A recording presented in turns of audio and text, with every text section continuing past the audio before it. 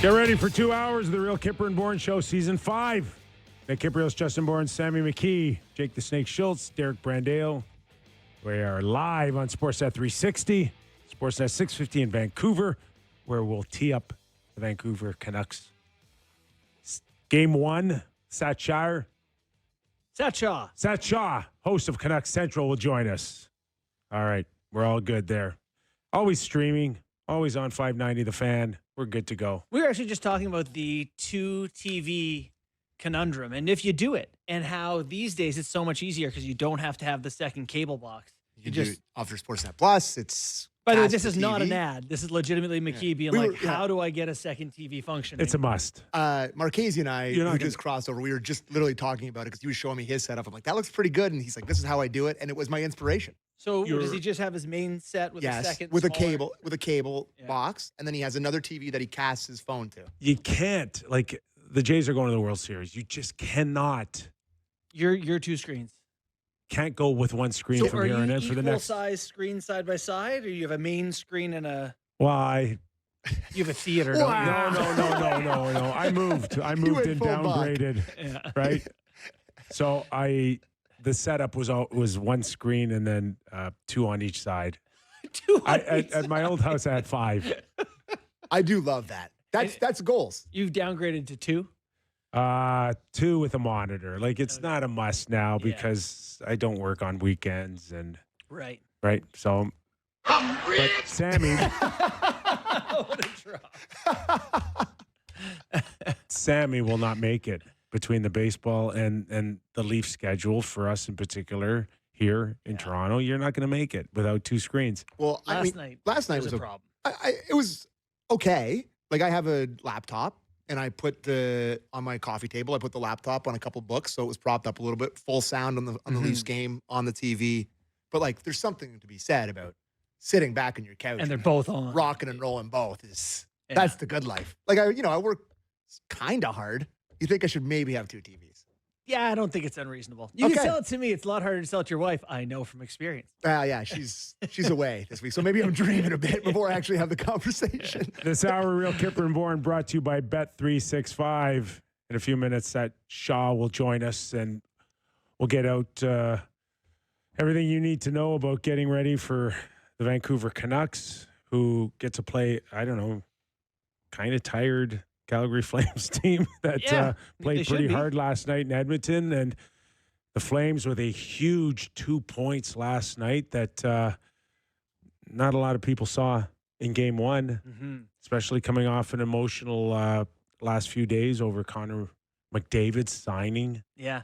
Last year the Flames, I kind of thought overachieved their roster a little bit, but they were hardworking. They were a forechecking team. They were well coached. They just found a way. And they started last year with a 3-goal comeback. They were down 5-2 to the Vancouver Canucks. They won 6-5 in overtime, first game of the season. They said that built some of the culture and the momentum for their season. Down 3 goals, game 1. They do it again. This team, man, they're 1 of 82, but it's a scrappy bunch. I'm glad that you mentioned the hardworking because, I think pound for pound, that forward core is pretty thin in terms of it's not the most star-laden group of guys. Top end's thin, for sure. But, man, are they hard-working team. Like that Huska, who they think they just gave a 2-year extension to in the preseason. Yeah. He's got them really working hard, and they're believing. Their decore's sneaky good. I like that ball. I like the Uyghur. Rasmus Anderson's really good. But I liked watching them play last night. They didn't give up on that game. Stu Skinner coughed a couple up to them to help them keep them in it. But it was a good game. Good shootout, too. Goalies were on fire. Dustin Wolf. Stop. Early, I think it was the second goal where he looked small, right? I mean, he's not a big goalie. Mangiapane? Yes. Yeah. He's not a big guy. Yeah. And there are times when the puck goes over your shoulder or your glove that. So you used to watch these Stolars where it just dings them in the shoulder. A goalie can look small now if you're not 6'4", 6'6", like some of them. And then in the back half, it's such a non-factor now that quickness comes in, and like he was a battler, man, really good, which kind of pinned Skinner against Wolf, and Skinner lost that battle. Wolf eats. Yeah, he's really become something for them, and the Skinner thing, it's really something that game one of the year, it's like the headline, this is not me making it up. Our Edmonton reporter, Mark Spector, it's something like Skinner falls flat in Oilers season opener. Like that's our intro here. Actually, the headline is, which is on our lineup, Skinner fails first chance to show Oilers that he can be trusted. Correct. I mean, that third one is awful. It's tough too. God, it was fun to text my goaltending. My Oiler fans just be like, picked up right where you left off. It's a really fun thing to get. But that's not even goaltending. That's just hockey. He's not facing shots and it got through him. Like that's just hockeying. And I can't think of a worse start for him personally. Just to because take of the blame for the questions are already been there. They've been there for a little while now. Connor leaves money to improve the lineup. And now it's not even, it has nothing to, it's just whatever's still there, right? It's not like you're waiting for the new money to kick in on a goalie. We don't know. The impression that we have is Skinner's still our guy. Mm-hmm. It's not like they're going to take Connor's money that he left on the table and go get a goalie right now. It may happen in a month. It may happen at the trade deadline, but we went into the season thinking they're not shopping hard for a guy to replace Skinner as of today. Right. And now he has this horrible start to the season where he cost his team a point. And now all the questions are starting up. It's crazy. They went out and they got a different goalie coach. Aubrey, is it Peter Aubrey? His last name's Aubrey. And when they were introducing the lineups last night, the new goalie coach got like a big applause from the crowd. My God. Like they were like, fixed him. Did he coach him to not swipe a puck away that was sitting in the slot? Yeah. And Skinner knew the questions were coming, and he said, he wishes he had we got a Skinner clip, do we not? We got two Skinner clips. Do you want the explanation on the first goal? Yeah. Okay. How about so this is he got asked clearly. The first question in the scrum was about the goal, and this was his response to the question about it. Clip one, please, Derek. Yeah. Let's get it over with. I think I just had to make a quicker decision. The game happens fast down there.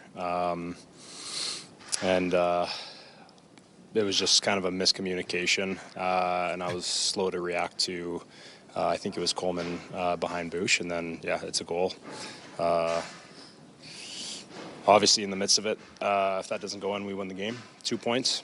But you know what? I think the way that we responded as a team was fantastic. We were able to get into OT and be able to get out of there in OT as well, I think is huge, especially the way that it happened, us getting on the PK in the first, 40 seconds in the overtime. So overall, I thought the way that we battled tonight was fantastic. All right. Battled to get a point off those plucky Flames at home in your home opener.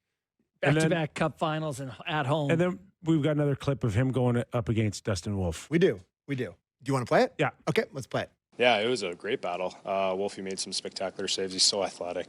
It really is, really fun to watch. I thought he played a great game. I thought I was able to battle and, make some good stops too.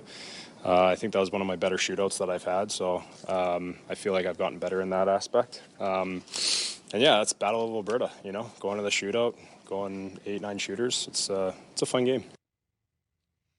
I'm not going to kill the guy. We know he is capable of long stretches of great goaltending. Yeah. First game of the year. It's just everything that comes before that changes things. That's exactly right.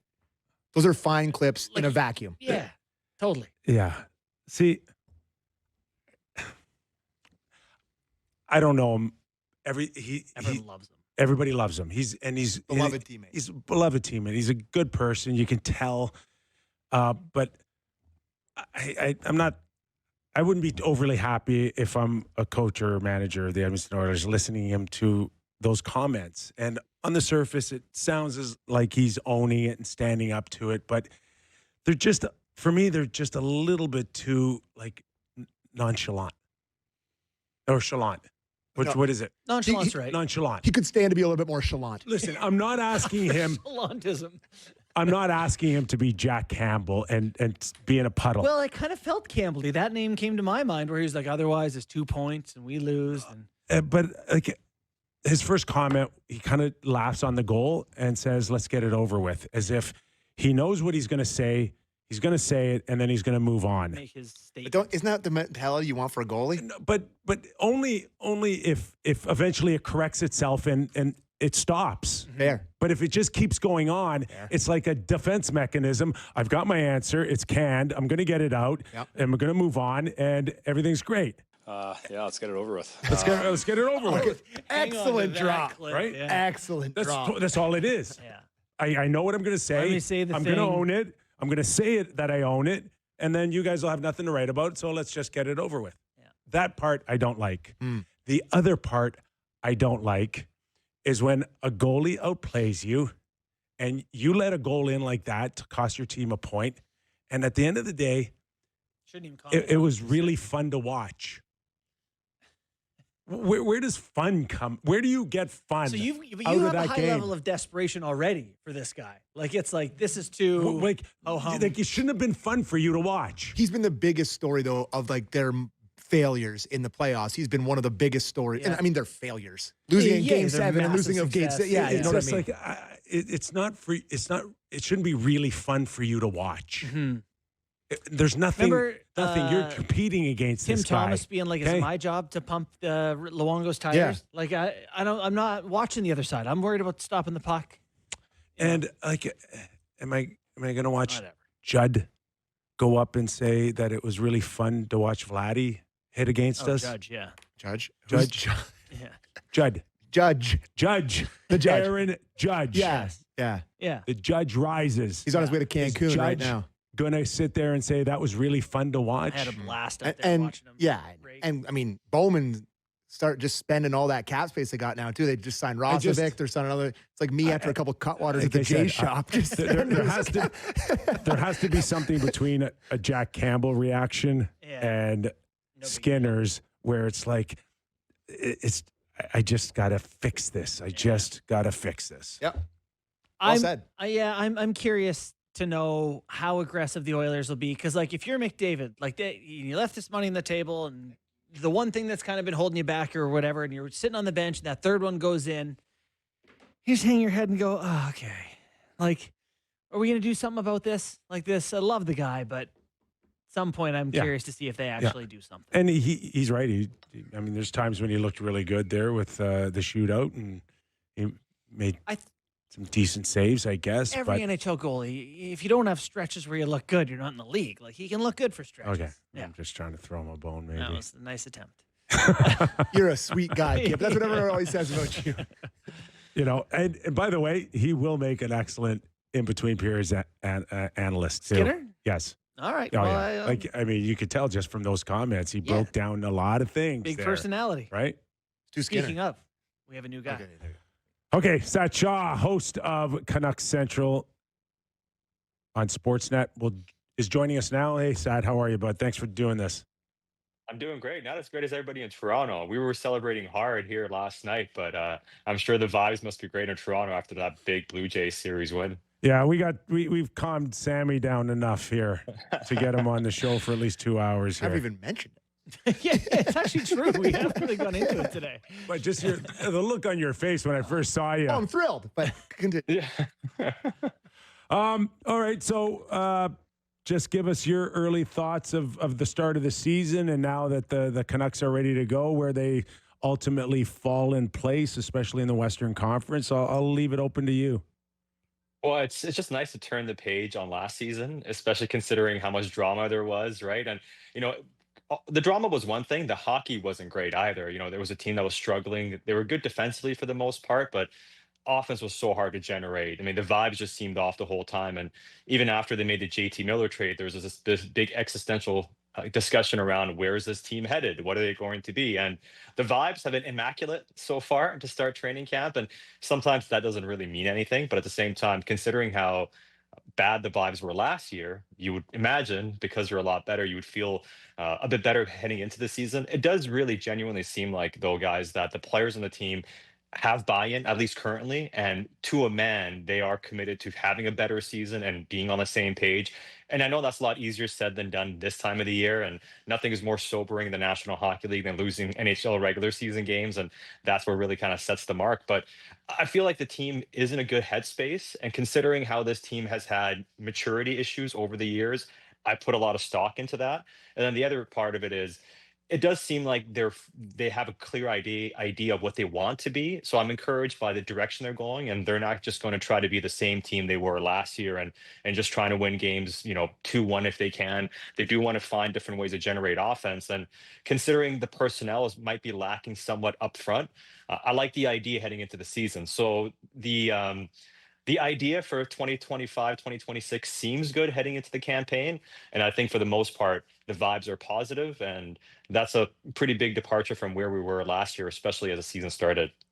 So last year you mentioned, things were off, but the Canucks actually have really good goaltending, and their team save percentage last year was, I think, a .885 or something. It was like 23rd in the NHL. It wasn't good. Mhm. And they have a good decor. If anything, if these goalies are just decent and they can be very good, you expect the Canucks to be able to earn a few more points. What is your outlook for them in terms of where you see them come March, February, March, April? Are they a playoff team? They're going to be in the mix. What is the expectation? Got to set the I stage think yet. At least Meaningful the way games. I see it. Meaningful.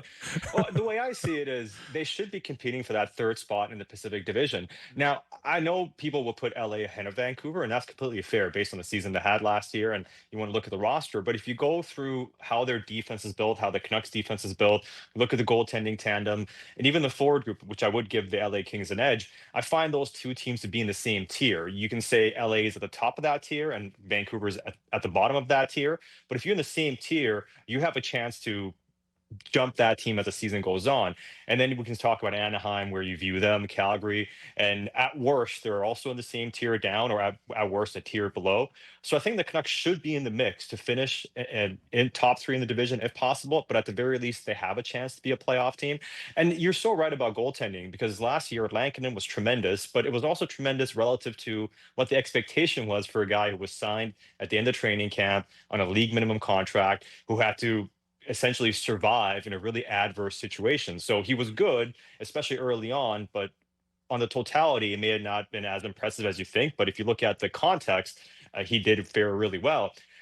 The thing was with Thatcher Demko last season, he even spoke about this a couple weeks ago, where he said he didn't feel like he had flexibility in his lower body. He didn't feel like he was himself last year. He didn't feel like he was trusting himself. And he talked a lot about how he feels so much more on point this year and how his body feels so much better, which really makes you wonder how he was trying to play games if he didn't feel confident in his lower body, and just how he was able to recover game to game. And it was pretty telling in his starts, because he'd have a really good start and then you'd see it really fall off. Now, it's only preseason, but he looks locked in. And if you can ensure that Thatcher Demko doesn't play too many games, and you can keep him at the peak level of his performance, this team should have a clear edge, not only on the goaltending, but also the defensive side of things. The big question is going to be scoring goals. But if you look at the 6 defensemen they have to start the season, at least their top 4 to 5 D-men, it ranks pretty close to the best teams in the National Hockey League. Maybe they're not top 5, but they're firmly top 10 as far as how the D-core is built. So if you're able to have a healthy goalie tandem with Thatcher Demko playing at least close to his caliber, which is a Vezina level goalie. He was up for that award a couple of years ago. And Lankinen can be, an above average backup goalie who can play, say, 32 to 34 games, or at least start those amount of games.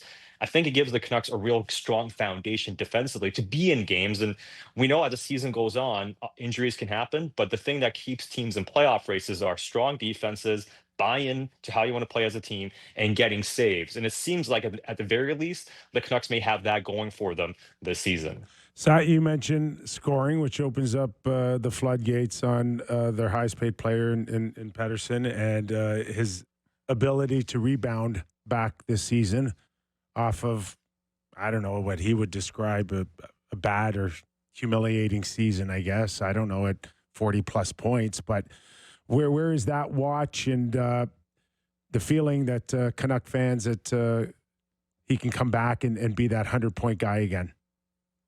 Canucks fans are very much split. I mean, there are a lot of fans who believe he will bounce back, and a lot of fans that remain skeptical and are not convinced that he's going to turn things around.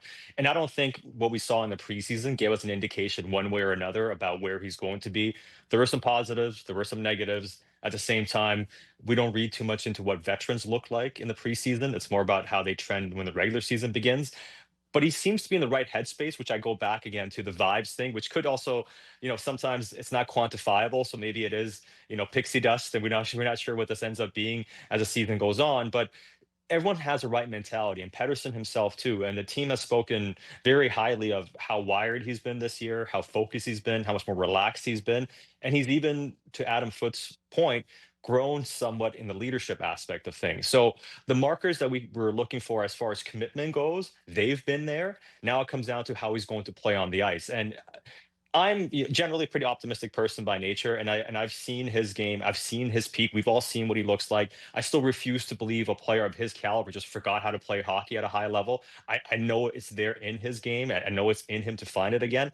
I'm optimistic he is, but we're at a point now because we're not just talking about one tough year. It's actually a year and a half, really. It goes back to the second half of the prior season, the struggles in the postseason, and then obviously what happened last year, where we have to see him do it to convince us that he's there. And if he does turn things around and at least looks like a point per game centerman who's good defensively, it just changes everything for this organization. And I guess that's the bigger question I have. And maybe I'm getting ahead of myself. It's not so much do I think he can be a productive, good two-way player that can be around a point per game. Can he actually live up to the potential when he signed that contract? And a few years ago, where we were opining and people outside of the market were saying he's clearly a top 10 center in the National Hockey League. That's the level that I'm looking to see if he can get back to, because that's what truly is going to allow this team to take that next step. It's not just Pedersen being good, it's him being one of the best centers in the National Hockey League. Sat, we know earlier in the season and last season, there's just the kerfuffle. Jim Rutherford brought up Quinn Hughes and playing with his brothers and all that. Do you think that now the season is going to start? He's got this year, he's got next year on a contract. Do you think that it's going to kind of go away or fade a bit so that he can be the captain of the team and focus on hockey for a while? Or is this just going to simmer? I would love to say it's going to go away, but considering the market that is Vancouver and a Canadian market, I don't think those ever go away. I mean, if they play poorly, it'll be, oh, he's not going to sign. Why would he stay? If it goes really well, he's going to sign, isn't he? He has to sign now that the team looks good. So I think no matter what, it will be a conversation. And I know the media, obviously, we set the tone with the talking points that we have, but it's the biggest existential question we have about the Canucks is, can you keep one of the best players in the National Hockey League long-term in your organization? And even if it's not a Canadian market, in any market, if you have one of the best players in the league whose future is uncertain, it's going to be a big talking point. So I think no matter what, it'll be there in the background. But you're right. The more they win, the more success they have, at least the conversation becomes more positive. Well, if they're doing this well, if he's succeeding, then there should be a good chance that he stays. And you can look at the extensions that have been signed this offseason. Kyle Connor in Winnipeg. We saw Kirill Kaprizov in Minnesota. I know Eichel's a bit different because it's a premier, destination. He's a premier player. They've won in the past. He extended. McDavid signed for a couple more years. So if the team has success, there is a path for him to stay. And I would also say that Adam Foote made the point recently, and it didn't get as much press about it, even though we did talk about it on the show a little bit, but he believes that all this stuff is a bit overblown. And he mentioned, I think he's going to be a Canuck long term. And for all this talk about him wanting to play with his brothers, and he kind of stopped himself from getting into too much detail based on his conversations. But for Quinn, I think it matters being the captain of one of the, most watched teams in the National Hockey League. You were talking about, Canadian market. I think he does have appreciation for how he's grown into that role. The Canucks drafted him 7th overall. And for all, this talk about how great he's been, his second season, he struggled. There was a lot of struggles in his game, and people wondered, can he be good defensively? And the organization worked with him, and they've been behind him the whole time. So I do feel like he has real loyalty, and he has a feeling of wanting to make it work here. So I think if the team does have a good season, there's a better chance than I think a lot of people believe that he will stay here at least for another contract. Now, it might not be a 7-8 year extension, but given what we saw with McDavid, I do think at least some sort of an extension is in the cards. You're watching and listening to Satiar Shah, host of Canucks Central, and also does a terrific job as a game host for Sportsnet as well. So I believe the next point for Quinn Hughes is going to be the all-time point getter of all D. Yeah. You think that stuff matters to him? I mean, I think legacy is an individual question. Like it depends on. I mean, you played in the league, Kipper. I think that's the best question I would ask you: is how important was legacy for you, somebody who's been in the league, and you have a player of his caliber? I'm sure it does matter to some extent. I don't know if the records matter so much. I think the biggest thing for him is playoff success, and the individual accolades are great. He's always going to be one of the most talented players in Canucks history. I mean, he's most likely tonight going to set the record because he scores, it seems like, every single night, and he'll have the record for most points for a Canucks defenseman in almost 500 fewer games than Alex Edler, which just tells you what the level he's at. So the records are his. That's all his. But can this team be a postseason contender? Can they get into the playoffs and show that they can do something? And I do think it matters for him if they make the playoffs. And I think to a man 2 years ago, when they saw how the city reacted to the playoff run, the vibe in the arena, and just what it looked like being in a Canadian market, and especially a market like Vancouver, when you have success, it's something you can't replicate in other cities outside of another hotbed market, like say Toronto, for instance, Montreal, Edmonton. Look at the big Canadian markets. That's the only place you can replicate that type of feeling. The only question with Vancouver is, can they truly become a team that's knocking on that door and give you that experience day in and day out? And I think that's the legacy more than anything that matters to Quinn Hughes. Since you asked me about legacy, man, I'm still eating off of 40 years of being the highest scoring guy in North Bay. I can't throw that out fast enough when I get pulled over heading north on 400.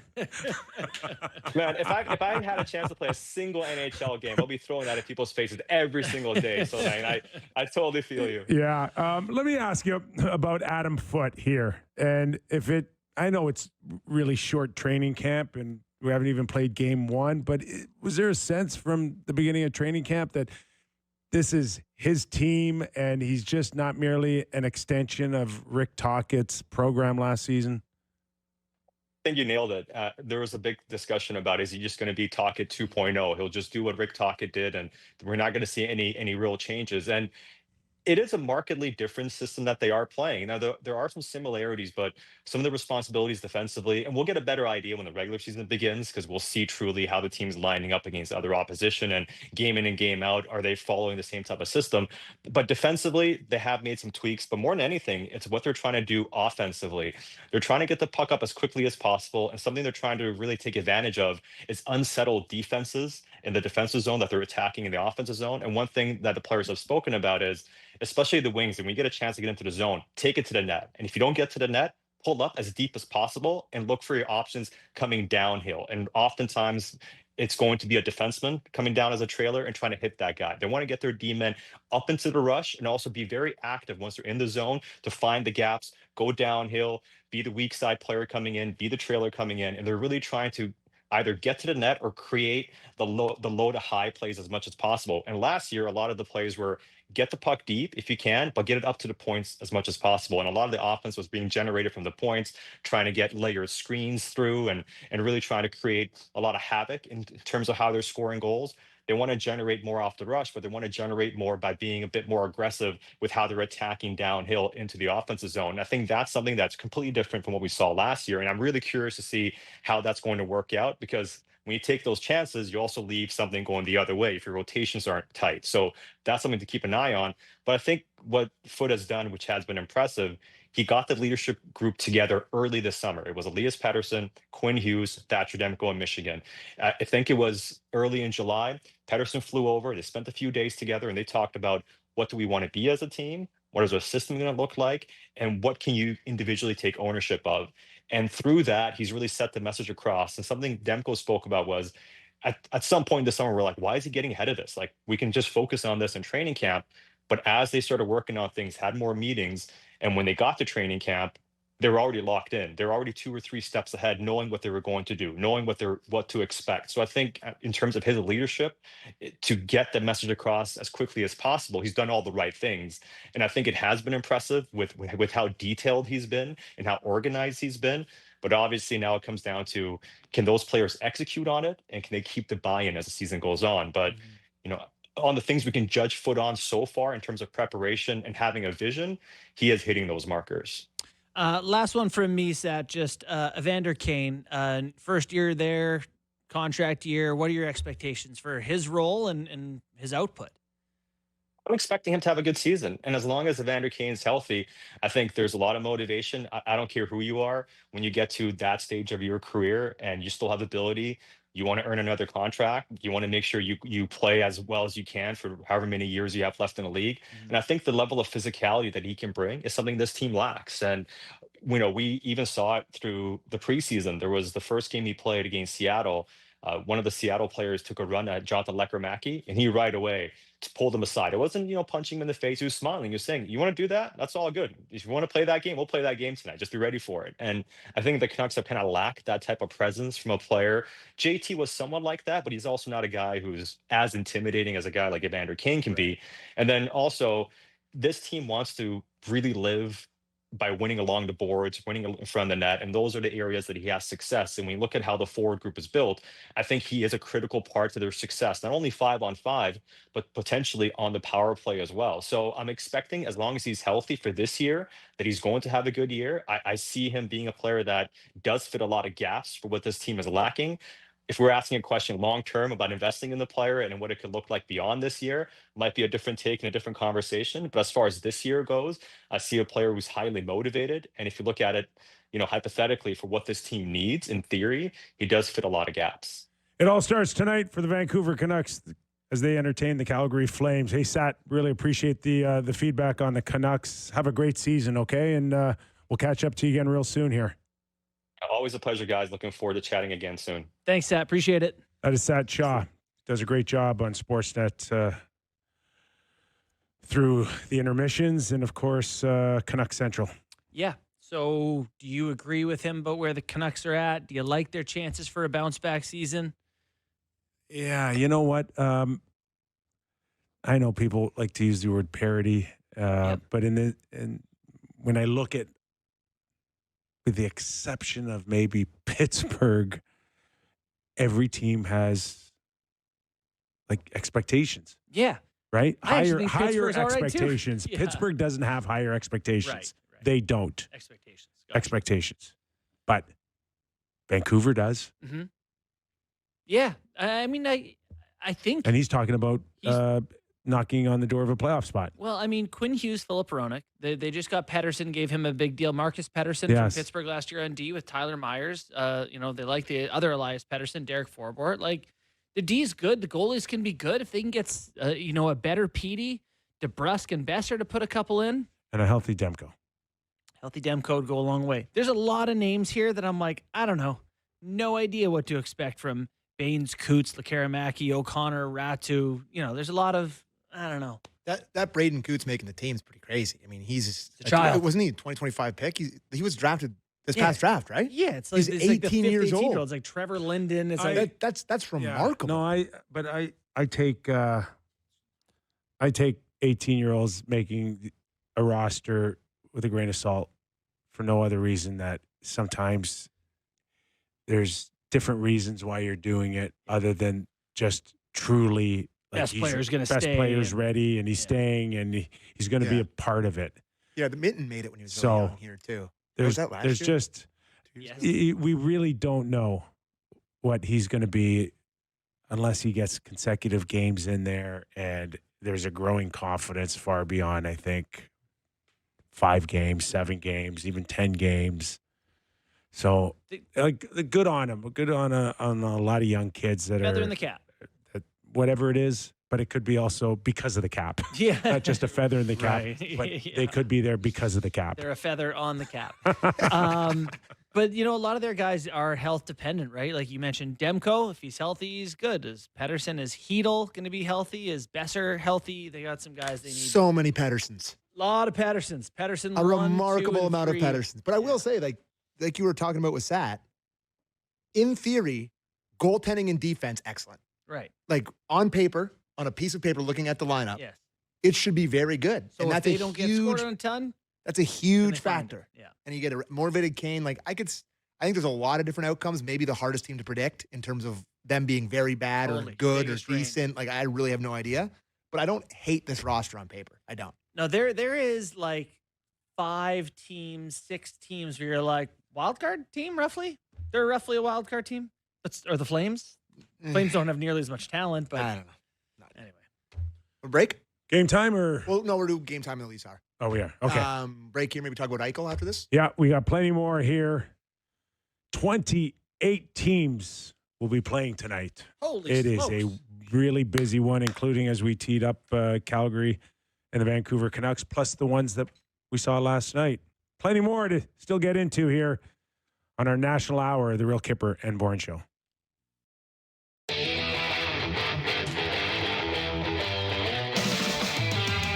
The Kypreos, Justin Bourne and Sam McKee. Back in studio. How much of the West Coast games did you catch last night besides the one we talked about, obviously, at the top with Edmonton and Calgary? Yeah, the answer's not zero. Some. Yeah. Kind of flipping around. Yeah. Period here Little and there. curiosity on Mitch Marner's first game? For sure. Zero curiosity in that. Honestly, I'd much rather watch the Flames and It's Oilers. okay. You're sad much still. rather watch I'm not- Flames and I am Oilers too, but Not sad. definitely curious. Leafs are ahead of Mitch, 2-1 points. You're going to keep that board up No, all year. I'm not. You're not gonna like how that outcome's gonna go. You don't think? No. Game time? No, we're doing that in the next hour. Oh, that's Yeah. right. Okay, so let's talk about Jack Eichel then, because he had a big night as well. Not a bad debut off of a new contract, 8 years, $13.5 million. Yeah. Which for Sammy, that would probably mean about close to $18 million if he played for the Leafs or Yeah, it's a big. Any That's definitely a Canadian state tax team. one. It's definitely a state tax one.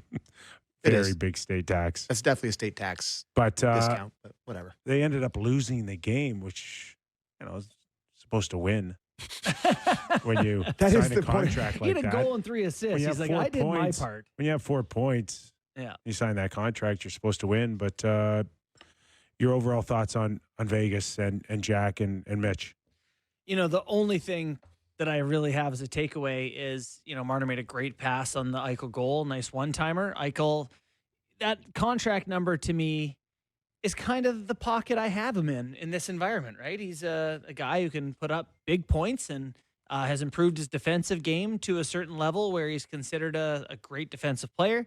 He's got a Stanley Cup under his belt. Yeah. The only thing is, I think a major win for him is we don't really know how the long-term effects of that neck procedure he had are going to turn out. So to get 8 years, I think he's got 9 seasons under contract now until he's 38 years old. That's good. For a guy who's had neck surgery, already won a cup, 8 years, that makes a lot of sense. Yeah, that's nice. I'll go ahead and ink that. Yeah. So that's a win. Yeah, somebody mentioned to me, and this information may be out already, but like the majority of the contract is like all bonus too.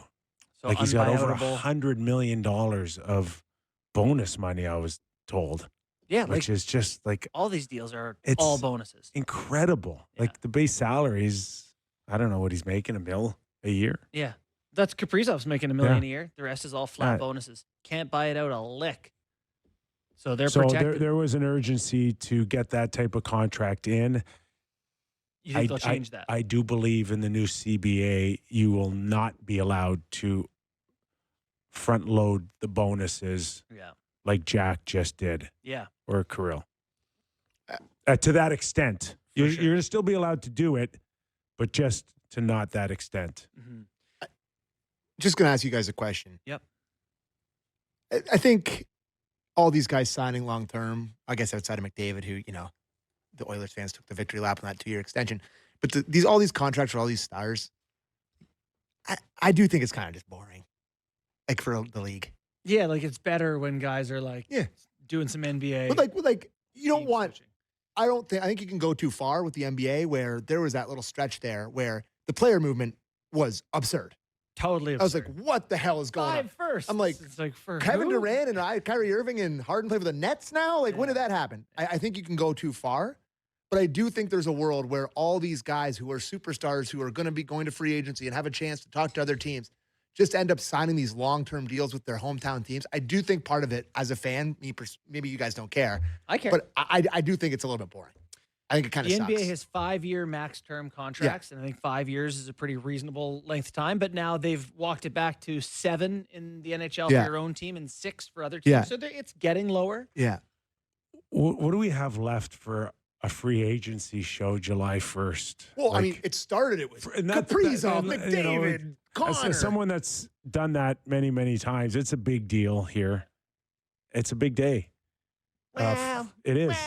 No, it was always a big day. You're going full buck. It was always a big day.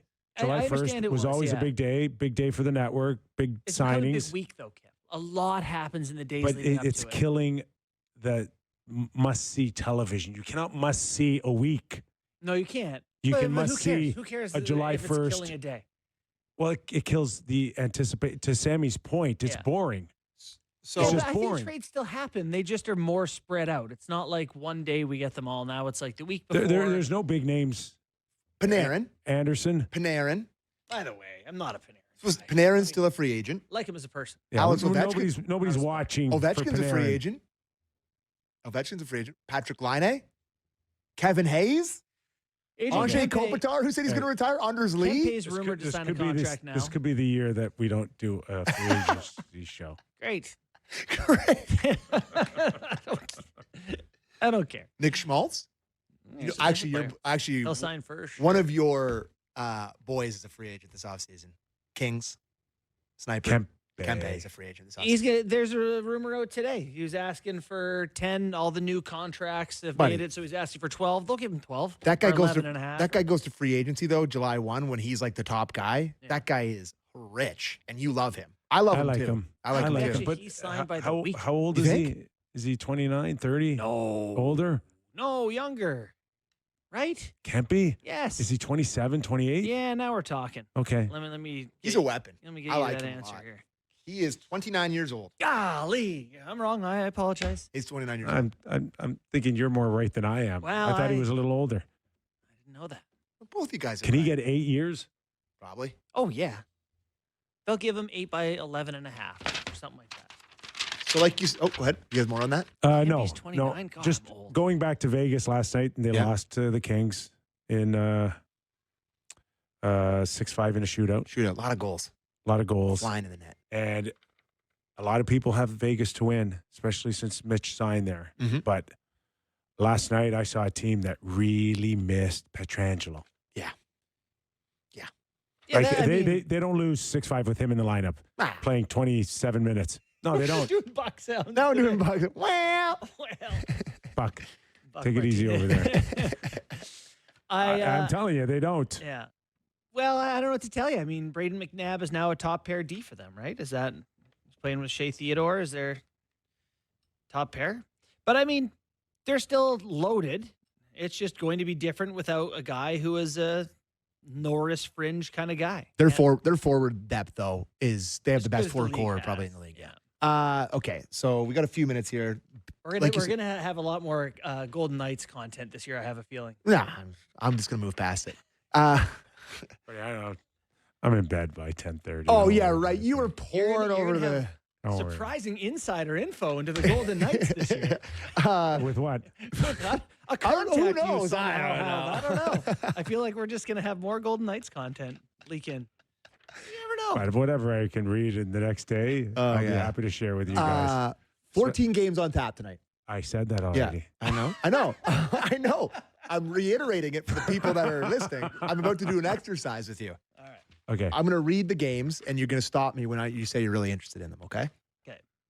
New York Islanders at Interested. Pittsburgh. New York Islanders what are you most interested about? Schaefer? Matthew Schaefer's debut. Yeah. The New York Islanders. Actually, I think we still have that clip from yesterday. Maybe I'll get Derek to. Oh, Patrick Waugh. Yeah. Yes. Keep talking amongst yourself. I'll grab the clip. Yeah. Patrick Waugh, who, if we do have the clip, really likes the kid. He's going to make some mistakes, but it's at least something fun for Islanders fans. Yes. The thing that I like is for kids to watch his swagger. You know, how confident he is on the ice. You know, for 18-year-old playing with guys who have so much experience and see that swagger, see him like moving, you know, the way he moves, it's, you know, that's what you want from any young player. You want to see them going and have fun with their friends, but have that swagger, that confidence, that trust in themselves that they could do, you know. The X and O's are all cool, but I mean, at the end of the day, is the personality, the person, how it skate, how they handle those those rushes and on and on. So there's only one guy I've ever experienced what Patrick was talking about Okay. in Can the I guess? NHL. I guess. Yeah. Brian Leach. No. Okay. No. Coming in as an 18-year-old. Oh, okay. I don't Yeah, know. nothing. Chris Pronger, Oh yeah, he just immediately was like Hartford, the dude. 18 years old. The man. Brian Burke just drafted him. I'm still in Hartford, and this kid comes in. I mean, he could tread water in a test tube, but you could see everything that Patrick was talking about with the swagger. Yeah. Prongs came in right away and had some, learning curves like everybody else. But the swagger he came in with was unbelievable. Really. That's interesting. Schaefer moves along the top of the ice. Do you remember the way Duncan Keith was like Bambi? He just Oh, kind of yeah. like floated across the top, like Heiskanen Yeah. type of guy. Pellick has that'll be his partner Yeah. probably, but Schaefer has a bit of that to him, and he's big and I don't know if Schaefer will end up like Pronger. no, I mean, There's no one's only that one mean. Chris Pronger that I would mean, that's a nice way to Prong. step on your neck and pull out your jugular like Yeah. it's, piece of liver at the deli. Here's what I love your beloved Islanders, yeah, but yeah. I'm really hoping they let him go so he can play for the World Juniors. That's the Oh, ideal yeah. scenario. Yeah, That would be good. that's not happening. Okay. But Pulak, Pellick, Matthew Schaefer, Scott Mayfield, Alexander Romanov. Good like, decor. pretty good decor. Great goalie in Sorokin. Forwards, lot to be desired. But kind of Calgary Flames of the East. Montreal, Detroit. Continue. no. Yeah, I'm interested in that. Okay. I am, because Montreal may have felt like they let one slip last night against the Leafs, and we'll get into that in our Leaf Hour. We got Craig Berube coming up as well, head coach of the Toronto Maple Leafs at the top of the hour. But these two teams should be battling it out for one of the spots. Yeah. Yep. Well, So, these are big games for the they're Canadians big games who are already. snuck in last year, and now you're playing Yeah. Atlantic Division games out the gates. Detroit's trying to take a stride. Yeah. Look at that Detroit decor. Hudson had that swagger, by the way. Boy, they could use that. They could use that Wallman Or how about Philip Hronik, who they traded to the Canucks for no reason. a couple of seconds. Chicago, Boston. Boston had a good game last We night. have that game on Sportsnet. I am Yes, interested. Pasternak. 3 points last night. Swayman, I think, made 35 saves potentially. Connor Bedard. Yeah. Lots of like. Buffalo Rangers. I gotta say, I'm kind of interested. I cover hockey, but this is all interesting. Okay. Ottawa and Tampa Bay. Big one for Ottawa early. There's been a lot of smoke, including our own David Amber, who picked them to win the Atlantic I Division. want to see Allmark. Tough start. I want to see him come in and what kind of start he gets off, especially after getting off to such a poor training camp start in like 48 hours. By his own admission. By all his We're admission. already like, and If you had a we're talking bad one about- in 48 hours, who would know Right. other than you don't need to Why tell do you us. bring it up? So true. It's like, have you guys seen how bad I am? Just look over here. Watch this. I stink. And I'm interested in Utah and Colorado because I want to see the Mammoths jersey on ice. Yeah, bad jersey patch. But no, I like the colors. I thought the Utah ones. We have one here from our We do. close, dear personal friend Ryan Smith. So I'm Yes. really looking forward to By the way, seeing them on the ice. Sens follow up their Lightning game with a Panthers game. Sick. They go Tampa Bay, Florida out of the gate. Yeah, they start those. They don't make them go down there during March break to so make sure they have stands in the seats like the Leafs do. So By the way, but then they followed up with Preds, Sabres, Kraken, Islanders. So. and last one I'll mention, Golden Knights in the second half of a back-to-back in San Jose. My beloved wife will be in attendance in San Jose tonight. Cool. So yeah, I'm hoping. I'm asking her to find me a cool starter Sharks hat. Should you pay face value for tickets, or I don't know. you pull a string? No idea. No. Yeah, I texted Celebrini. All right. As a reminder, this hour, Real Kyper and Bourne was brought to you by Bet365. We're just getting started here as we go into our Leaf Edition hour of our program. Head coach of the Toronto Maple Leafs, Craig Berube, off to a good start in terms of wins and losses, but were there some things that he didn't like out of last night? Probably. We'll get into that and a few more when we return to the Real Kyper and Bourne show.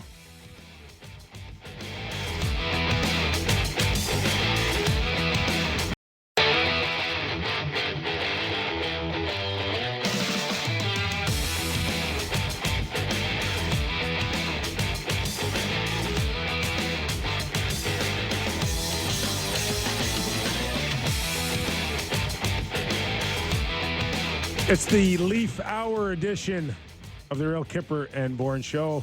Nick Kypreos, Justin Bourne, Sammy McKee, Derek Brandeo, Jake the Snake Schultz. We're live on Sportsnet 360, Sportsnet 590 The Fan, and streaming always on Sportsnet Plus. And if you miss our show, catch us on Spotify, Apple, and YouTube. Anywhere. We're all over the place. This hour, Real Kyper, brought to you by Bet365. All right, JB, go. The Leafs win. The Canadians lose. Craig Berube will join us in a few minutes. Yeah, that's We'll exciting. get his thoughts on what he liked and maybe what he needs to work on. Mm-hmm.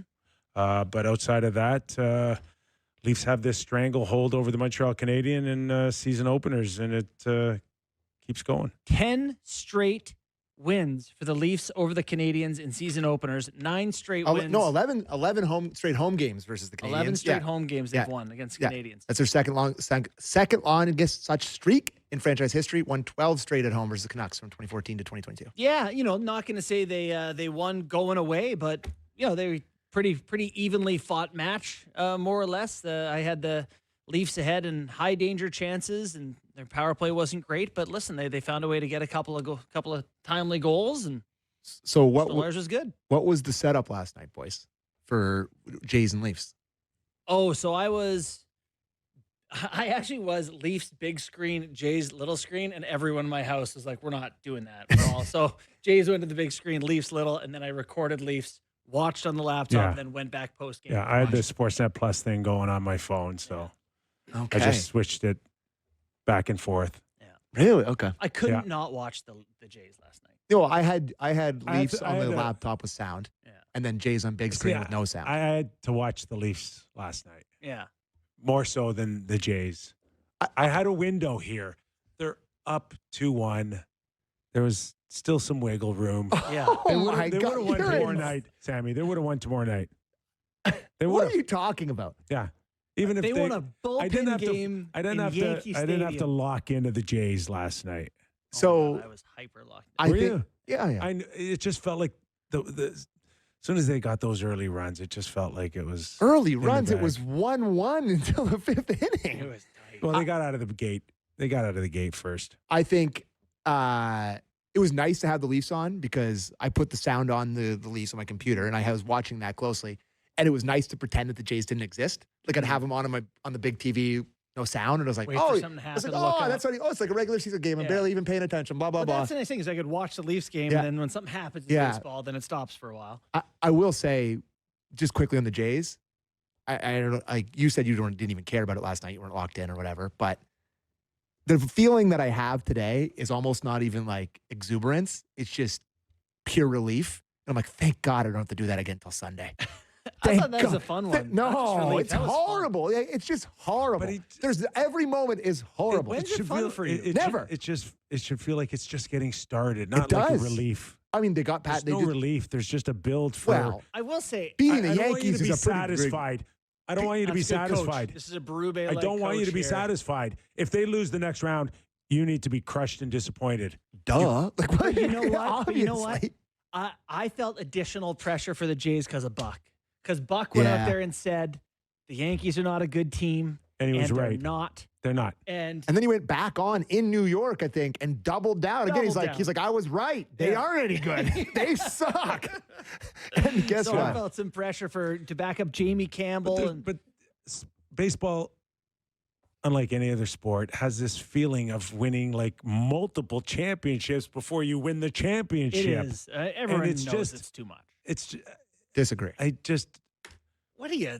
Well, no. What do you? It's just like Three it's like you're champions. winning. Yes. It's like, It's it's not even like special you've when you win won it all 3 then. World Series Love it. already. Love it. I love it. I love it all. I would say hockey could do a little more celebrating when they win a round. They do. Just No, just they don't. just at the bar. No, they No. don't. Just at the bar. They don't. What celebrating do you want? No, Let the fans do that because on they the come on the mic streets. and they go, "We haven't done anything yet. This is just." And a it's beginning." true. No, it's not true. It's something. It's between everything and nothing. So when's the 10th year anniversary that the Leafs beat Tampa Bay coming up. No, it's not the same. In the first though. round. That's obviously. Oh, When are you is- going to celebrate This is that? such a Kipper's egg. They didn't do anything. I wasn't even watching. This is classic Kip. We've been working together 5 years. I'm really like, oh, it didn't even matter. I wasn't even watching. It's Yeah, only let's get it one over with. championship where The group chat is Kipper. Oh my God, 100 exclamation marks. He comes on here. He's like, I don't even care. Well, I I don't tell you, even my care. mom was texting me about yeah. it. She goes, I can't believe I'm watching a baseball Yeah. game. I got my it's artsy great, friends but watching like, it. don't be satisfied. You're in it to win it. They're saying the right things. We don't have to. I agree with the fact that I'm not satisfied, but beating the Yankees is different than beating any other team. Beating the ecosystem that is the New York Yankees is one of the sweeter things that you could have. And seeing Vladdy dancing to Kings of New York, Yeah. seeing Schneider do the start spreading the news, B words, Yeah. we're But you going, can't- seeing all of this is You know, great. The Yankees lose. If your Leafs beat Florida last year yeah. and lost to Carolina, Yeah. it still would suck. It'd have been less sucky. Well, and here's the thing. It's just sucky or no sucky. Guess All right, well, what? no more All right. baseball. They we wouldn't have. have lost to Carolina. All right. Okay. Enough of that baseball talk unless our next guest wants I to bet get he'd into like it. to talk it. Let's welcome in Craig Berube, head coach of the Toronto Maple Leafs. So it was a tough coaching last night with one eye on the ice and the other one apparently on a Blue Jay game, like everybody in the stands apparently. Well, just in the third period, I think there was a little bit of a cheer going on there. The Blue Jays score came up or whatever, but no, it was good. Great to get back at it, and great to get that win. No doubt the most important thing, Craig, the 2 points and getting the win. But outside of that, I got a sense from your post-game comments that there's a few things that you want to talk about or work on before Saturday night against Detroit. What's at the top of the list for the next few days as you gear towards Game 2? Yeah, I think execution with the puck, but also just a little more directness with the puck. You know, I thought we were a little bit slow at our decision making at times, and then execution wasn't great at times with the puck. You know. And, you know, I've seen this before, but we could be better with the puck. And I think that caused some problems, obviously, when put our players in tough positions with turnovers and, not executing plays. Craig, when you look at your lineup, obviously some new line combinations. How do you go into the first chunk of a season and try to have patience while trying new things? How quickly do you react to things as they're happening? I guess it's small samples, but we are learning things as we're going here. How do you approach trying to create lines with this early information? Yeah, I think, I keep, experimenting and like I did last night, I move guys around throughout the game a little bit here and there, and I'm going to keep doing that. I don't think that changes too much over, maybe the first month. I think I'm going to move people around a little bit and try different things. But, I'm not just going to quit on the lines after one game either. I'm not doing that either. So you got to have some patience, but also in game, I'm going to mix guys around a little bit like I did last night. Can you give us, Craig, a little bit of insight in the changes just prior to last night's game? Because we saw Scott Laughton leave out, and usually it's, okay, Lawton's out, I'll replace him with maybe a fourth line center of my depth, and I would have thought Camp would go in, but you chose to change up the other lines as well. So that just couldn't have been all about Scott Laughton not being there anymore. I mean, there was other reasons why you wanted all of a sudden Marcelli to go back up with Austin. Well, I guess because I had the confidence in Max because I used him in that role last year in the third line at center quite a bit throughout the season. And that was a big part of it when Laughton went down, to be honest with you. And then just the roster moves and things like that we made, so I'm working with what we got. And, I've used Max there before, and he's done a good job there. So that was the reason to put Max back there and get Michelli up where I put him to try him out there with Austin and Nyes. And so I just juggled some guys around and what I thought would be a good fit. And like I said, it's still, we're working on it. We're still, trying to figure out if this will be a good fit or not. Like I said, I need more than one game. So we imagine that we'll see Marcelli with Austin maybe throughout the weekend here. What did you see last night? I thought it was a quiet game for Austin. What was your overall assessment of the big line? Yeah, I think they had some good shifts where they were possessing the puck and doing some good things. But obviously it wasn't enough. We all know that.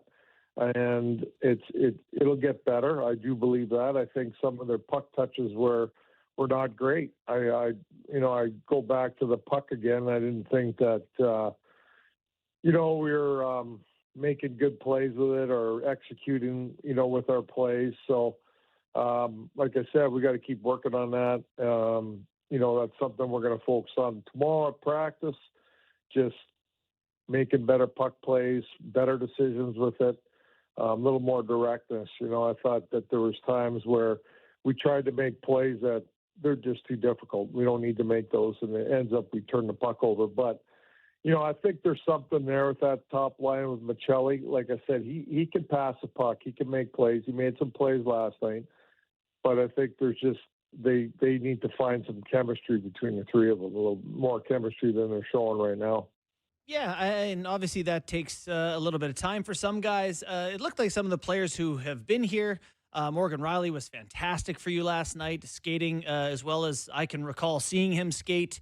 And then, so with the other guys who haven't been here so much, I don't want to say do you have lower expectations for them, but what is the process of getting Nick Waugh comfortable or Dakota Joshua? Obviously, Michelli's getting nice opportunity here, but do you put in extra times behind the scenes with them, or how do you get them to where the other guys are at? Yeah, that's a good question. I mean, I just think it's time. It takes a little time to feel it, but I thought Nick Waugh's game got better as the game went along. I thought he had a real good third period. That's the Nick Waugh that we know from Vegas. I thought he was strong down the middle of the ice. His face-offs got better as the game went along. Penalty killing, closing the game out, being out there in those situations and doing what he does. He's a big, strong guy. I thought he really showed that in the third period. I thought Dakota, it'll come with Dakota. He's a straight line player. It's simple, getting in, getting pucks in and going to work and being that heavy forecheck guy. I didn't think that line got there enough for him to be as effective as he would be. They just didn't get there enough and manage the game enough properly to get there enough. So that's, we're going to work on that. And I think I thought his camp was pretty good, to be honest with you, of what he brings to our team. So I don't think it's going to be an issue with him. I just think that the whole team struggled last night with the puck, to be honest with you. You're listening to Craig Berube, head coach of the Toronto Maple Leafs. Justin, you touched on it. Morgan Rielly, I thought that was maybe his best skating game I've seen in a couple of years, to be quite honest with you. How much of a relief or at least how happy you were to see Morgan moving so well? Yeah, I'm very happy. I thought all camp he moved like that, so I wasn't surprised. I mean, he's skating and doing the things that we want him to do and that he needs to do. I was pretty impressed with him last night. Great to see him come out and play a real good game right off the hop, contribute offensively, and just do the things he could do. He's capable of doing, with or without the puck. And so he had a very solid game, very encouraging. But he put the work in all summer. He was prepared. Like I said, he had a real good camp. So I wasn't surprised that he went out and played the way he did. The one area, guys got a great win last night. Obviously, not everything was perfect. As you mentioned, the power play seemed to struggle a little bit, and it's going to be a little different, I guess, the small personnel tweaks. Is that like the rest of the game where you feel it's just a directness thing is something that you want to emphasize, or is there something else you'll be looking for as you guys try to improve there? Yeah, I thought we struggled on our entries on the power play last night. That's where the problems, in my opinion, came from. We only had 2 of them. We turned the puck over on one of them. They scored. The other one, we had the puck in the zone, and I thought it was just too slow moving the puck. I think, they just got to move the puck quicker. And then, obviously when you move it around, you don't want to overpass either, but you got to move it quick, and then it's got to go to the net at some point. And I didn't think that we did that, So, again, it's like our 5-on-5 game. We got to work on it, and we do work on it constantly, but we'll keep working on it, and it'll come around. But for me, it was the breakouts weren't very good on the PP last night and ended up costing us a goal. Another good sign for me, anyways, was Bobby McMahon. He looked like the guy that everybody was hoping would look like in the playoffs. And I know he struggled a lot at the end of last season, but he looked big, he looked strong, he looked heavy, he went to the net. To me, it's another good sign. Yeah, and, this has been conversations with Bobby from the end of last year throughout the summer and before camp of how he needs to play, and I thought he executed that well last night. I agree with you. He was skating, challenging D wide with the puck, physical, got to the net, got a goal. I mean, those are the types. That's what he does for us, and that's what we need from him every night. I mean, so again, good on him that he took the information and he went out and executed it. Craig, I know that coaches would say this is a good problem to have. You have a guy like Calle Yarncroc who shows up at camp and looks great. Great camp, seems healthy, scores a goal last night. He's really good for you. There's a lot of people going, okay, well, where's Easton Cowan fit in? But Yarncroc's an experienced veteran guy for you. Does it complicate things? Obviously, it's good to have good players. Where are you at with Yarncroc, and when can we expect to see Cowan in the mix? Yeah, I'm glad we have Yarny because I think he's a guy that, you can use in different situations. Mm-hmm. He can play with good players. He could play in your fourth line, kills penalties, checks well. He covers a lot of areas, and, he's a great person, great teammate. So we're lucky to have him, in my opinion, and I like him a lot. And Cowan, yeah, I mean, we didn't play him last night, but that doesn't mean he's not going to be in the next game. Maybe he won't be, maybe he will be. But, we got to have a little patience there. But at the same time, I got to make sure that he's not out too long because he needs to play. Yeah. So I got to find a way to get him in there. These are the discussions that we constantly have, myself, Brad, the coaching staff. So, Cowan, I thought he came in and proved himself in camp and did a good job of doing things right and understanding what he has to do to make the team. And I thought he did that. So it's just about managing the lineup. Listen, you have 2 or 3 extra players, right? And we don't want them obviously sitting out too long. We want them all to play and contribute a lot like we did last year. I mean, I thought that we used everybody pretty much the whole season. There is stints where guys more on defense don't get in there that much if they're the 7D, but we try to use everybody, and I don't see it changing. Craig, how does the workload schedule change for your goaltending, particularly Stolarz with Joseph Wall not there and Caden Primo waiting in the wings here? Yeah. Well, it changes, obviously, and I thought, last year we rotated pretty regularly throughout the year. That changed a little bit, obviously, right now. Stoley's in a good spot, feels great. So the schedule will determine starts, for sure. There's back-to-back games coming up and things like that. So, but there's going to be a little bit more load on Stoley. We all know that. Yeah. So is it kind of like when it is the back-to-backs or whatever with Primo, we know he's going to get some games. Will Hilda be in the mix at all for you guys, or are you going to give these 2 a chance to run for a little while here? Well, he can be too. Hildeby can be, but again, he's a little bit like Cowan. You know, we don't want him sitting up here and sitting out rather than playing. He's a young goalie that has great future, so it's best that he gets playing, right? Yeah. Again, but he's available, so we'll see what happens. You know, where we're going to go from there. I got to ask you about a familiar face that is off your championship team in St. Louis, Sammy Blais. Was that your claim off waivers, or was that Brad Treliving's? That's Brad. But he's, you know, I mean, Sammy, the name was brought up here before.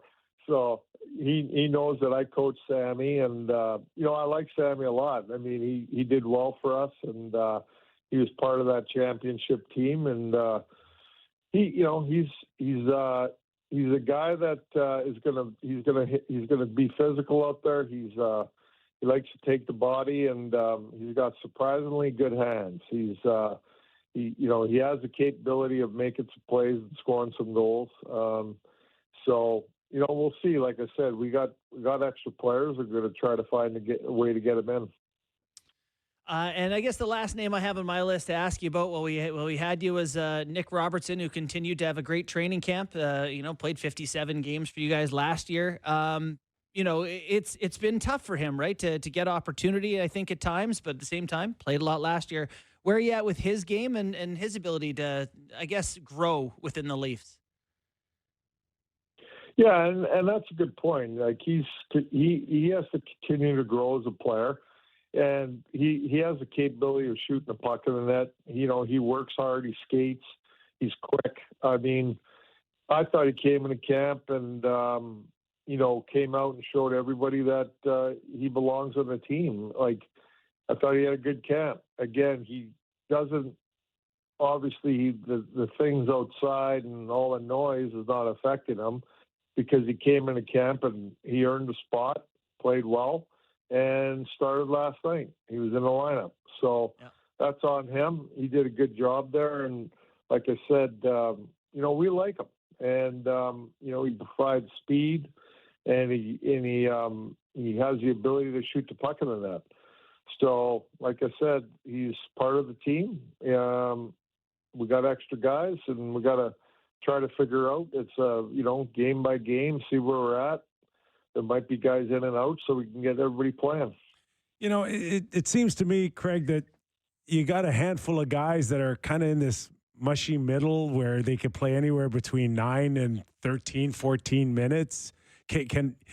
Is there ability for one of them to step up and start going into that 15 to 18 minute mark? I mean, you had a guy like Mitch Marner, and we know he's gone, but you knew he could play 23, 24 minutes. And is there a guy that you can develop now, or ultimately will Brad feel the need to go and get somebody that could play 17, 18 minutes?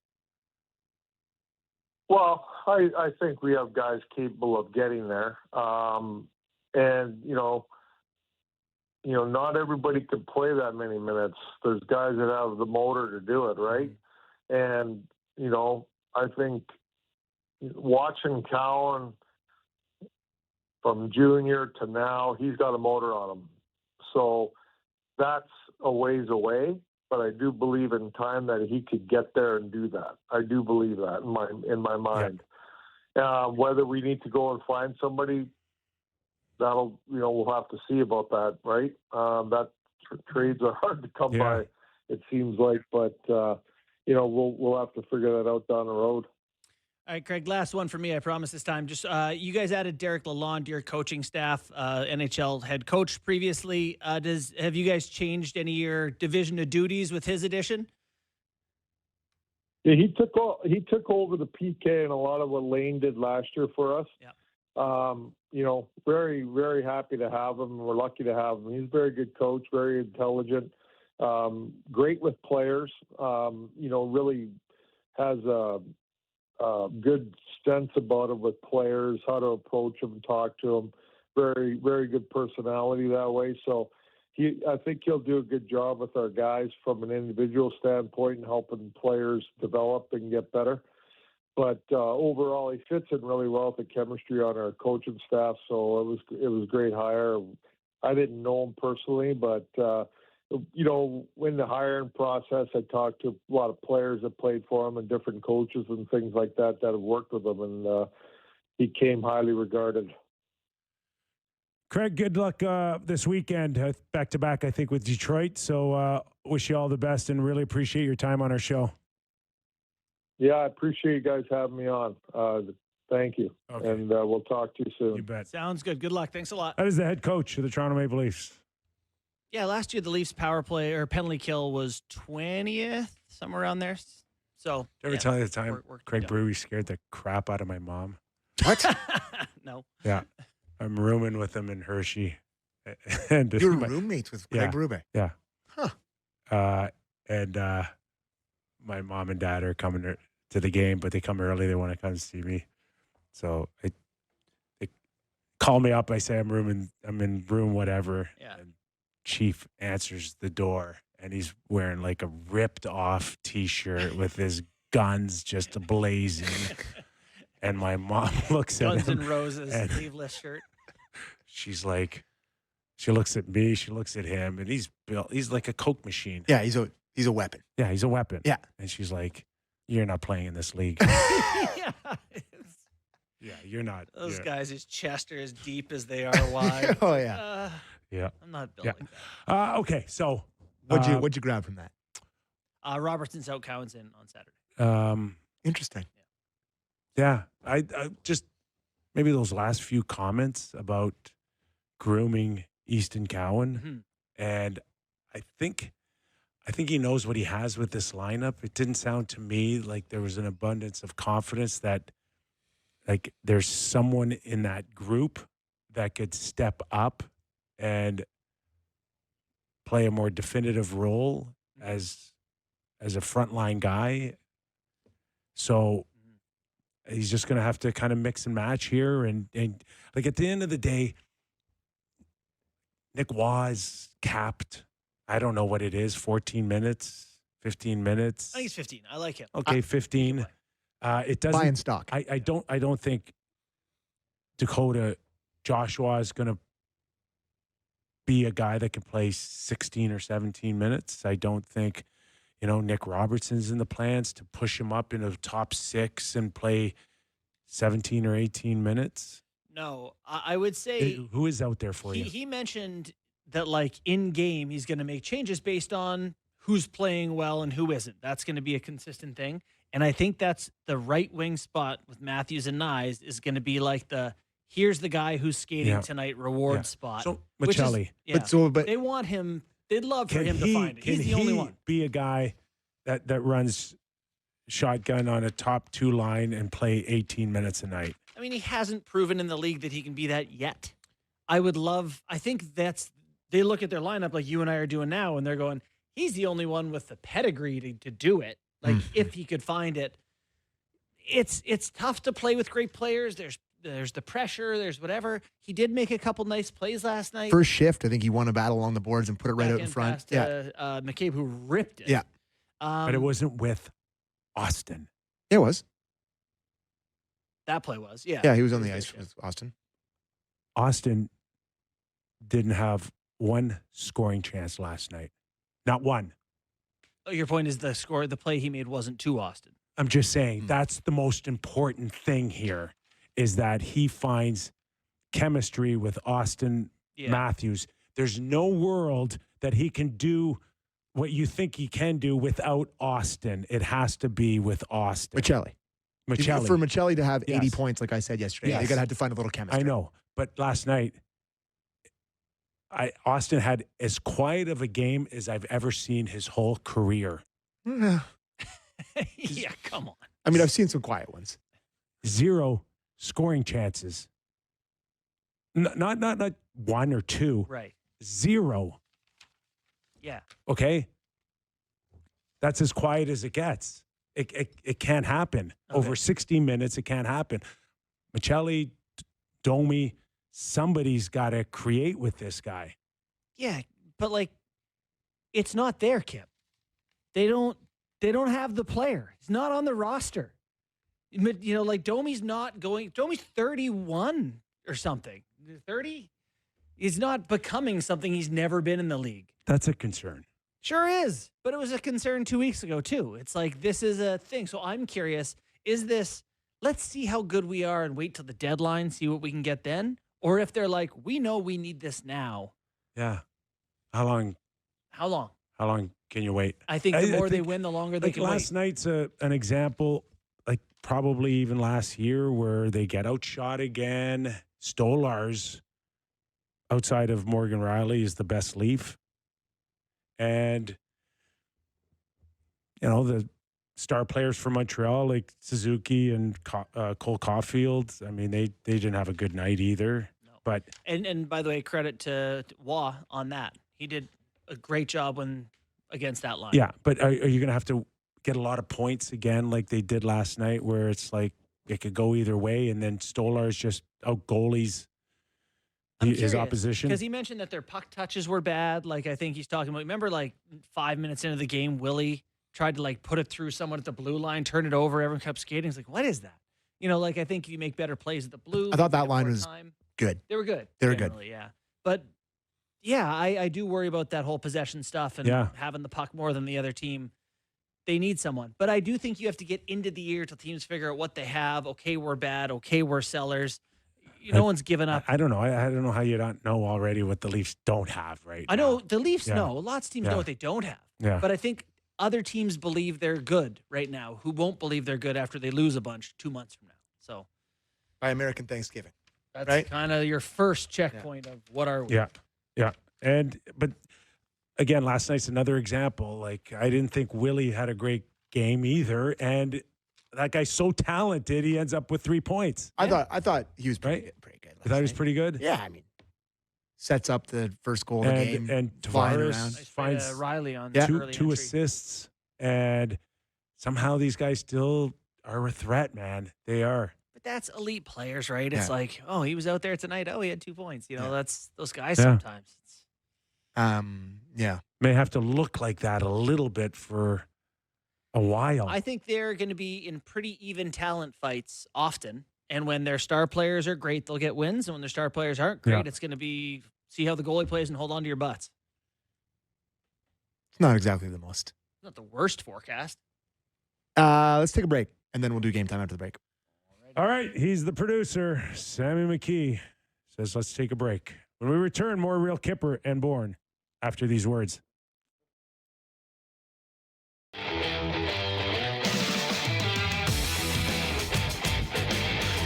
Welcome back to the studio. Nick Kypreos, Justin Bourne, and Sammy McKee, who's in a pickle. Oh, you are the worst. Listen, there's off the record and on the record, and this is an off the record conversation. I never said anything. I just said you're in a pickle. Oh, yeah, great. A dilly of a pickle. Okay. No, I'm not backing anybody up. Derek, stop that. Stop that. I didn't say anything. Here we go. I didn't say anything. Do you want me to tell our fans? No. I'm just going to generalize. Okay. This weekend puts a lot of people in a pickle. Okay, it's you. Canadian Thanksgiving. Yes, it's Canadian Thanksgiving, and the Jays could be playing in the first game, right? Not could be. Are playing game one of the ALCS Thanksgiving Sunday. They won last night. I know you weren't watching. I know you don't care. You're hoping for a 10 a.m. start so you can do both. Yeah, the game and then the have a unprecedented 8 a.m. first pitch. Okay, so you got to pick. I got offered 2 tickets from a close friend of mine for face value for the game on Sunday. Enjoy. Yes. I'm so jealous. Yeah. But I am a very family-oriented guy, and I love my mother, and I love my father, and I love my sister, and I love my nephews, and I love my wife. But if you miss Thanksgiving, I cherish family time, and I have a guilty conscience. Yeah. But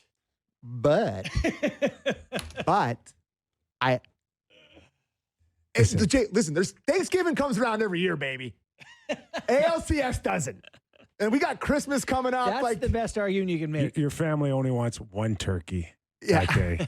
They don't need it. Don't give them 2. And they'd have to live with me sitting on the couch at my sister's cottage when the Jays are running it up. And I'm like, I should have been there. Mopey Moperson. I don't know. We'll see. I haven't decided yet. Sleep on it. I think I've already made one. Anyways.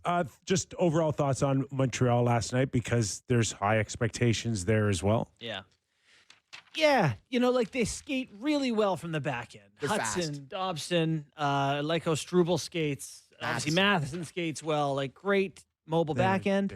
Heavy and tough enough. Like Dobson's a nice, skilled player, but I don't see any sandpaper remotely around him. So this is the tough part about pulling yourself out of the basement. So you get good players like the players I just mentioned, and then you get to not be bad anymore. Okay, now you're in the games, wild card team, you're not a wild card, you're in that pocket of teams. And then it's like, then you start comparing yourself against the good teams. And it's like, okay, you're mobile. Are you heavy? Are you this? The list of what you need, it gets harder to meet them all. I think they're kind of where they were last year around the league. Like I don't think they've improved a whole ton. I know they keep people like that Bolduc. Fine. Scored a nice goal last night. Yeah, Dobson, I'll tell you what, Islanders fans turned on him at the end of last year. That they turned him into 15, 16 overall. They got Atchison and whoever else. People are very happy. So there's a reason. Dobson's good. Patrick Waugh wasn't a fan. Yeah. The Islanders fans were sharing with me the Matthews empty netter where Dobson just probably too down. Probably too hard to ask Jake to pull up the empty netter for the Leafs last night. I don't know how the hell he would do that right away, but Islanders fans were like, seen that. Yeah. If you're not gonna mix in two hard strides on opening night with your new team for the Montreal Canadiens against the Toronto Maple Leafs, I know it's just one little thing, but that is a little bit of a not concern, but eye-opening moment for me. Talented, imperfect player for sure. Don't. It's okay. Don't worry about it. Don't worry about it. And it was the Matthews goal. I put them on the What spot. happened to Patrick Laine? Did he play 12 minutes last night? 13 They minutes? took that bad penalty. Was it on Tanev? Yeah, the reach in. Yeah. This guy was. He was Matthews. He was Matthews. He was one of the fastest scoring young guns in recent history. Shows you how much is up here, man. And it just that it's hard to do it. What? No, I just got a hilarious text from my nephew. So it's my birthday. So I'm getting a lot of texts. I'm getting a lot of texts. So. Birthday. Yeah, I'm getting a lot of texts. Thanksgiving. Yeah, and turkeys. My nephew, who's away at university for the first time, he just sent me a hilarious text. Hopefully my sister's not. No, can't share it. And hopefully my sister's not listening because I'm going for dinner with her tonight. She's like, "What did he say?" Love you, Jack. She's not listening. Sometimes she does. So yeah, I think Montreal is going to be in the mix for playoffs again. Not a lock. Not a lock. Not a lock. No. They could take a small step back. Progress is never linear, boys. And this is what my argument was for them missing the playoffs. It was a real shock that they got in last year, and they got a lot of standings luck. They were last place early, weren't they? Yeah, they had a hard climb, and they lost 10 in a row and won 10 in a row. They had a really, well, maybe that's not correct, but it feels like they had a really long losing streak and a really long winning streak. It just, to me, it doesn't feel like it's necessarily linear. We'll see. If Demidov can take a real step. By the way, that's the one that I will say I may be a little different than some people because people love Demidov, and I think his ceiling is incredibly high as one of the league's most talented players. You could see the multi gears that he has to. Dude, his shimmy last night his that he shimmy. cooked Nylander on. Yes. Whew, he is, but I am a little hesitant about giving him the Calder Trophy. He got into playoffs last year and was very quiet. And I don't know, I think he's probably a 50-point guy this year and some highlight reels. And missed one coming straight down the chute last night, landed on its stick in the sweet spot, and he banged it off the end. He'll have some days we come in here and go, oh, wow, he's electric. For those of you that didn't catch our first hour, we had a bit of a conversation on expectations on teams, and we just mentioned the Montreal Canadiens and their expectations to go back to the playoffs, no question. Vancouver in our earlier hour, same thing. I mean, we talked to Satiar Shah, and he was mentioning that they should be able to compete for a spot as well. So many expectations around the league. I mentioned earlier that Pitt's the only one. Even when I look at San Jose Sharks, they don't want to. They're not looking to dump. They're looking to now build and win. Chicago has no Anaheim expectations. looking to build and win. there's a high expectations for like 30 teams to be better. Yeah. And better means we're not dumping. Right. So it's game 1-ish for everyone right now. Who wants to lose this year? Pittsburgh, we think, wants to Yes. lose. Boston, I think, would prefer to lose than win. I don't think so. Okay. I They think spend a lot of I money think on good players. Buddy Zadorov, Lindholm to Or go goalie. with they got Pasternak, money. Swayman. They've got Swayman who wants to come back McAvoy. and prove himself. And I don't think they're They're not bad. dumping. Okay, so it's only Pittsburgh in the league that we think wants Honestly, to lose. Chicago wants Honestly, to no, lose. no. Chicago, they want to get points. They want to build. And they I'm shouldn't have telling you, put that roster out there. You can't lose. They just don't for have- years on purpose. Then be like, here we go. It's hard. It's hard to turn it around. So yeah, You know, to your and point, Kip, it's you made a comment yesterday about still thinking that the Leafs will, go out and get somebody big, like No, I think in a trade. I do think that, I mean, what we just talked about in our block beforehand and what the coach kind of just told us, Yeah. I think that you can anticipate heading towards the trade deadline, and this is a lot of what Brad Living does in terms of tire kicking and whatever. I think the Leafs are going to be in the rumors for all the top guys. I think they're going to be somebody that's looking to add. I don't think this is a complete I don't know. game. though. One's not looking like this in the playoffs. I'm boys. not sure how many by March names will be out there outside of Pitt. There's always names. Kipper, Well, yeah, it's October. I know, but It's October 9th. I don't think that there's going to be enough supply for the demand.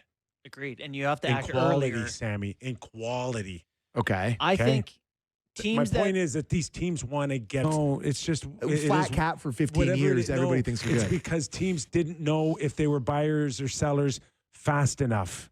Yeah.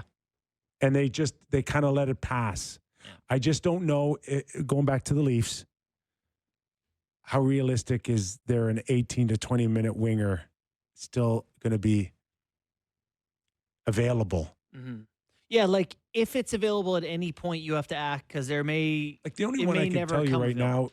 now that I could definitively tell you is Rust. You want Rust out of Pittsburgh, you just put a nice package together for Pittsburgh and you can have him now. Would that be enough? Rust, is that a good enough player? I like him. Yeah. He's all right. He's had some moments for sure, but I don't think that's, if you're the Toronto Maple Leafs and you're a Toronto Maple Leaf fan and they've been talking about adding this top 6 forward, I think if that big splash is Brian Rust, you're probably going to be a little bit disappointed, no? I mean, he had 31 goals and I mean, they 65 put a- points last they year. put a- 31. They not put a, nobody. Yes. And they put a heavy offer for Brock Besser. I mean, that's the type of player we're talking about. The Leafs did. Yes. Rust is the- 33 years At old. free agent. Yeah, okay. He won the You cup know. there in 17 with them. 16, 17. Now, hold on. Let me ask you something. Cups. If you could trade for him now in your Pittsburgh, what do you think they're asking for from the Toronto Well, if Maple you're Leafs? Pittsburgh at this time of year, yeah, you want Easton Cowan. Yeah. Yeah. You would probably And do your it for answer is- you'd probably do it for just Easton and your Cowan. an- and your your- Dubas and, And you your answer wanted is, him. No, Yeah. of course, it's no. Yeah. no. So Danford, we can have a conversation. God, Danford in a second is going to be. I don't the think years ago. Danford's- Connor Brown in a second. Danford's not. Bracco in a second. Yeah, He's Connor Brown not- and Bracco in a second. That was- Danford's not an A prospect. That's the problem. He's getting there. Boy, they were talking him they up. Really like that Yeah, camp. I They were know, talking I him know. up. He's moved into a B plus, but he's not Cowan for value. And then outside of that, that's all people are going to ask for out of the Leafs. Yeah. And the coach just came on and said that Cowan could be the 18 to 20 minute guy. And he's down the got road. an engine. Well, and you think about, when we were talking about Matthew Nyes coming out of college a couple years ago, and you go, would you trade him? Would you trade him? Because you don't know what he's going to be. Now you see what he is. Yeah. You go, thank God you didn't do that. Well, unless I- you would my have fa- made a trade for him that helped you win the Stanley Cup. My Right, fake it'd be trade, different if he had a cup in the bank. I think I said I would trade him for Timo Meyer at one point. That's an Yeah, oopsie. I probably would have agreed. Probably with you, not agree. having seen Nyes play 2 college games or something. Yeah.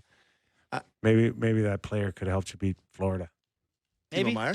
they were a game short, but they weren't close. There was 2 games in there where it was not close. You know what what I thought about was even last year when Max Domi scored. Yeah. It was 3-1. Mhm. What's that? When Max Game Domi 3? scored Game 7. Game 7, it was 3-1 in the Oh, first yeah. period. 3-1. Yeah. With a little bit of energy Yeah, and then it was 4-1 9 seconds Yeah, later. I think it was I 35 know. seconds later. on the. But No, it was Again, over. I'm not saying that the Leafs were ever close, but that's a close moment late in a game. And I remember the feeling of being like, okay, let's, And Joseph Wall gave up a stinker. Yeah. For 4-1, and then the roof caved in. Oh, did it ever?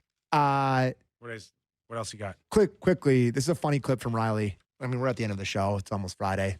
Tomorrow's Friday. almost right. It is. So it's a funny clip. It's about the Go Jays Go chance at the Leafs game last night. It's a good clip. Riley, clip 1, please, Derek. I like that. It's not the first time I've heard him, but I heard him early in my career in a negative way. 2015, 16, whatever that was when they are. So it's cool. I mean, we got the game on now, so we got the boys all around the TV watching it. That's pretty funny. Because Do I you was guys remember that? Oh, yeah. And I remember it the other way around. In September, when the Jays were stinking the joint out, People chanting, let's go Leafs. go Leafs go all the time. Go, Like every, the back and forth between the two, there was always a thing. So I thought that was cool. That was pretty good by the Leafs to put it up. They're putting up during the commercial breaks. They would put it on the screen and they would put it up in the intermissions. It was on after the game. I think people stayed there after the game to watch on the Jumbotron. That's a cool cross-sport moment. That's Dual awesome. 5-2 scores too. Yeah. Last night. Yeah. Pretty neat. Yeah. I think it's cool. What else you got for us? Well, I mean, it's another cross-sport reference here, but Hey, we got a huge trial in Detroit. oh, let's not do this. Let's not do this. You showed it to me. Yeah, Kyper. Not everything. I didn't do game time. I got to do game time quickly. It's game time. Presented by Bet365. Visit the app for latest odds and find out why it's ever ordinary at Bet365. Must be 19 plus. Ontario only. Please play responsibly. Hold on. Barks, get over here. Barks, get over here. No, Come we on, gotta, come on. we got. I got to do this do it, quickly. do it. The Toronto Blue Jays to win the American League are now the favorite, regardless of who comes out of the other series. Barks, They're minus 150. Come here. So Jays are big faves to win the American League now that they're into the second. Not even knowing who it's going to be. We Yeah, were going to they're get the breakdown. We're doing a by game Barks there. time. They're Maybe the minus- baseball guy. They're- we had 'em too. And if I'm looking at the World Series odds, on Bet365, the Toronto Blue Jays are plus 290, which is the second favorite to the LA Dodgers at plus 200. Ooh. Oh my God, facing Shohei Hey, in the above World Series? Milwaukee. They're about, but the Milwaukee's not through yet, right? So they could technically not get What do through. you think? Well, listen, I need this to wrap up so we can get to you talking about some trial. No, we're good. Okay. No. No, we're good. We're good. We're going But to talk about the trial tomorrow. But here's the thing. What I'll say: the only team left. There's two teams left in the National League that would have home field advantage over the Toronto Blue Jays, and that is the Philadelphia Phillies, who are now down 2-1 to the Dodgers, and the Milwaukee Brewers. So if it's the Dodgers in the World Series versus the Toronto Blue Jays will have home field advantage. Pretty cool. Anyways, that was Game Time presented by Bet365. Visit the app for latest odds and see why it's never ordinary at Bet365. Must be 19 plus. Ontario only. Please play responsibly. I saw John Gibby compared the John Gibbons. John Gibbons. That's Not- it. John Gibbons. Gibson's the goalie. Yeah, correct. John Gibbons compared this Jays team to the 2015 Kansas City Royals that beat their team. Love Love that it. comparison. That's actually a really good comparison because that team never struck out and you felt like you were going to beat them all the time and you just never could. Once again, our thanks. And a reminder that Real Kyper and Bourne brought to you by Bet365, who are always good sports, putting up with us. We love you. All right, it's Thursday, which means one more show 100 before the games. big weekend.